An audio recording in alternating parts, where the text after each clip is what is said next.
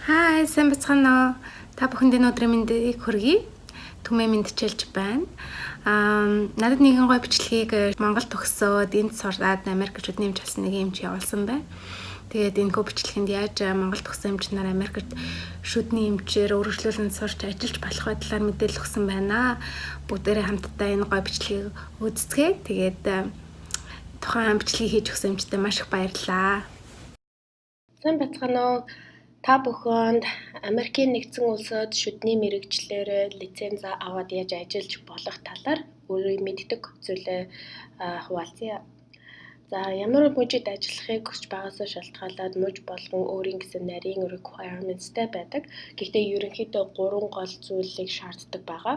Нэгдүгээрт нь Америкийн шүдний сургууль юм уу residency програм эсвэл бол credited болсон жижиг програмуудыг дор хаяж 2 жил сурч төгссөн байх ёстой. Хоёрдугаарт нь NBDE буюу National Board Dental Exam-ыг өгсөн байх ёстой. Part 1, Part 2-ыг. Гуравдугаарт нь Regional Board Exam буюу гардангийн exam-ыг өгсөн байх ёстой. За програмуудын тухайд ярих юм бол би шүдний сургуулиудын талаар эхлээд ярих гэж бодож байна. Энэ шүдний сургууль ямар сургуулиуд International Dentist-ийг accept хийдэг талаар та бүхэн энэ вебсайт руу ороод үзэж болно. Энэ болохоор American Dental Education Association байгаа. За энэний application service руу ороод энэ Capit гэдэг application service-ийг ашиглаад та материалаа явуулах байгаа. Энэ сервис болохоор International Dentist-ийг accept хийдэг сургуулиудыг бүгдийг нь сургуулиуд руу таны материалыг ингээд харааж өгдөг байгаа. За энэ ямар програмнууд байна вэ гэхээр за энэ жагсаалтууд нь энэ байна. За ийм олон програмууд бид шиг оюутнуудыг гадны шүдний эмчнэрүүдийг хүлээж авдаг байгаа. За жишээ нь энэ Алабамагийн их сургуулийг харах юм бол 16 оюутнуудыг accept хийдэг. Одоо application cycle нь яг одоо онгоцсон 5 сарын 24-нд сүүлийн application хүлээж авна гэж байна. Хэрвээ accepted болох юм бол эх оны 1 сараас хичээл нь эхэлнэ гэж байна. Part 1, Part 2-ыг хоёулангийн асууж байна. Энэ ADAT гэх шинэ шалгалтууд авдаг болсон байгаа. Ихэнх сургуулиуд not considered гэсэн байна. Би энэ шалгалтын талаар яг сайн мэдэхгүй байна. Та бүхэн онлайнаас хаагаад олчоорой. За тэгээд мөн та диплома, Монголын диплома ECE юм уу WES-ээр үнэлүүлэх шаардлагатай. Ерөнхийдөө ECE-гээр үнэлүүлчихэд алдах юм байхгүй. Ихэнх сургуулиуд энэ организашнаар үнэлүүлсэн дипломыг хүлээж авдаг. За үүний дээр та TOEFL-ыг бол өгсөн байх ёстой. Тэгээд одоо recommendation letter буюу тодорхойлолт өгсөн байх ёстой, application fee төлөх ёстой гэж байгаа. Тэгээд та бас personal statement-тэй бичиж явуулах ёстой. За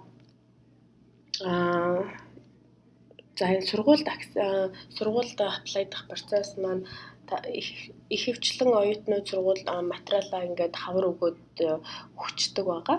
Тэгээд интервью зарим сургуулиуд таны материалыг авангуудаа шууд интервью дуудах үгүйгээ шийдээд дуудахгүй бол шууд хойш тавиал дуудсан бол дуудаал accept хийснээр шууд мэдэгдээл явдаг тийм байгаа.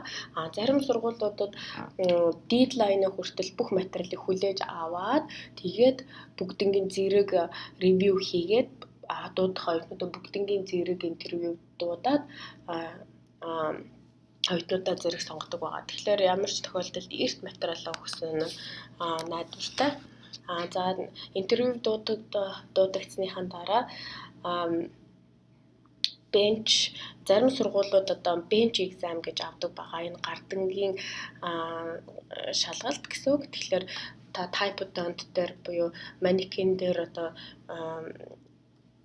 шүдэн дээр ажиллаж үзүүлэх хэрэгтэй. Их сургуулиуд class 2 тэгээд Gold Crown anterior PFM crown энтрийг одоо prep хийлгүүлж шалгалтаа авдаг байгаа. Зарим сургуулиуд written тест авдаг байгаа.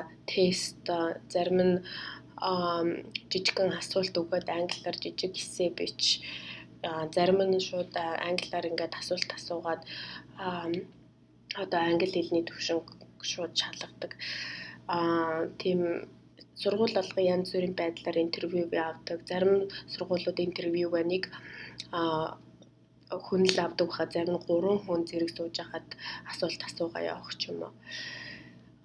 За ийм байдлаар сургууль интервью явуулдаг. TOEFL-ийн экзамен тухайд гэхэлэр доор хаяж 100-аас дээш авах хэрэгтэй. Ялангуяа одоо айгүй өрсөлдөөнтэй болсон учраас зарим сургуулиуд 80-аас дээш гэж requirement-тай асуусан боловч 100-аас дээш байж иж ихэвчлэн ордог.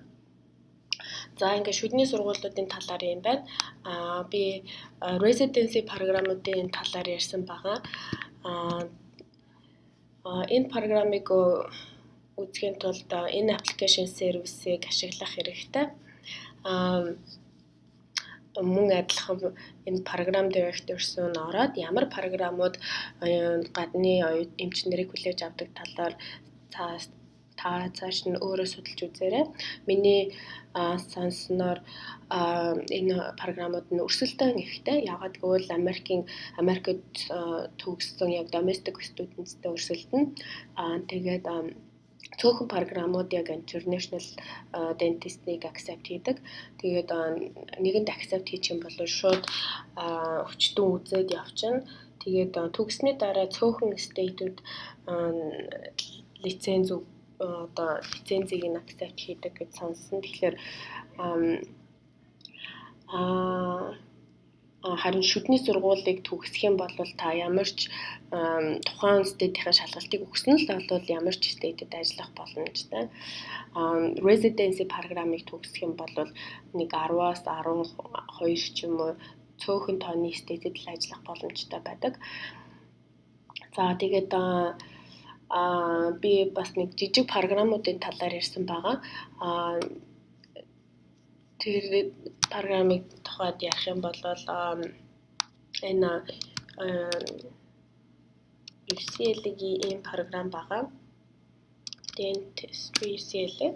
Та энэ вебсайт руу ороод тэгээд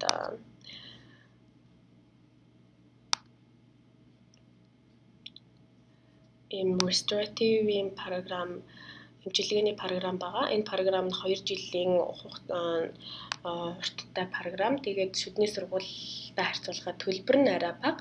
Тэгээд яг residency програмыг төгсөж байгаатай адилхан төгссөний дараа цөөхөн сургуулиудад лиценз авах боломжтой байдаг. Миний мэдхээр л энэ нэг л програм байгаа. Гэхдээ цаана нь өчнөө олон програм байгаа гэж би бодож байна. За тэгээд хоёрдугаарт нь одоо NBD экзамийн талаар яриа. За энэ экзамийн талаар та нарийн мэдээлэл авахыг хүсвэл шууд ED-ийн вебсайт руу ороод авсан дээр за ED-ийн вебсайт руу ороод education гэсэн хэсэг рүү нь орж байгаа. National Board Dental Examination руу орох хэрэгтэй.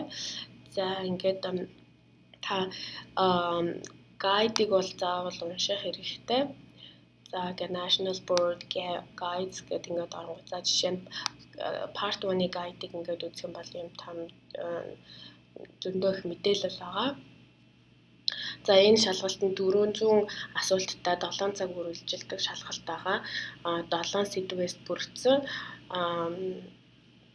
7 сэдвээс бүрдсэн энэ сэдвүүдэд нь болохоор biochemistry, physiology, anatomy, microbiology, pathology, dental anatomy, and occlusion гэдэг ийм 400 асуулт ийм 7 хичээлээс бүрдсэн 400 асуулттай 20% нь patient case based одоо танд өвчтний кейс өгөөд тэрэн дээр тулгуурлаад асуултууд асуудаг. 80% нь зүгээр л яг тестүүд байгаа. За 2020 20 оноос эхлээд integrated exam авч эхэлж байгаа. Энэ нь юу вэ гэхээр part 1, part 2-ыг хоёулангийн нийлүүлсэн шалгалт авч эхэлж гэж байгаа. Тэр нь тэгэхээр 2020 дараа жилийн 7 сарын 31-ээс эхлээд part 1-ийг авахын болоод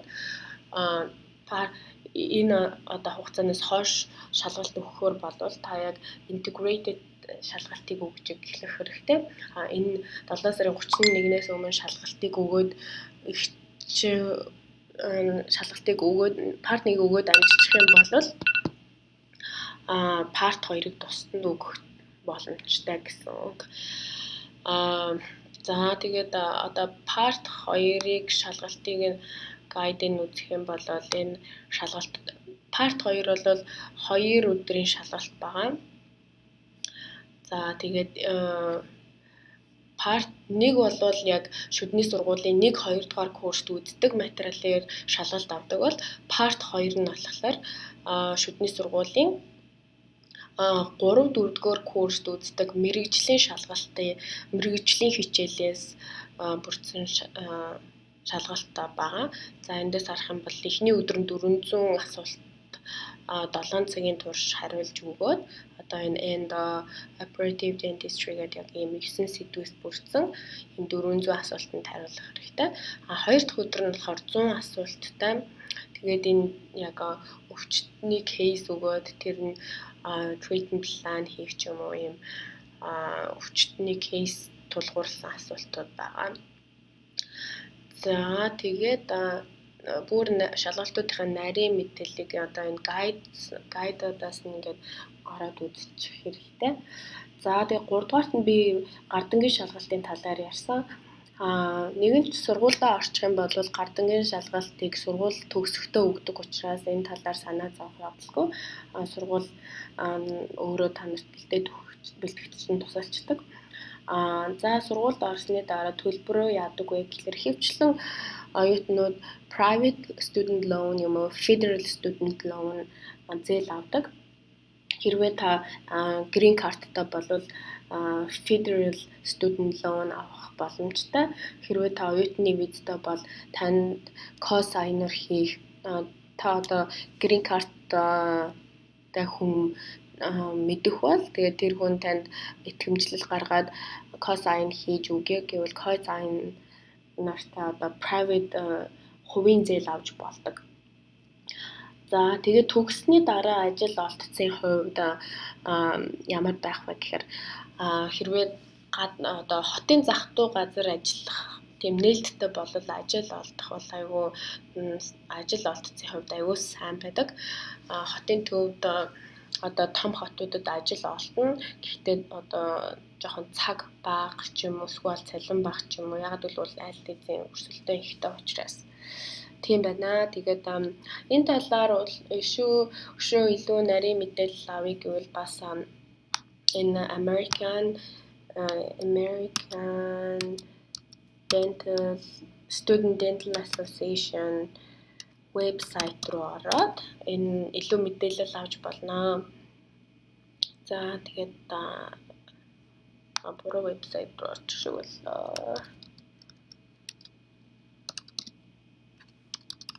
За энэ вебсайт руу ороод тэгээд энэ дээр айгүйх мэдээлэлүүд байгаа.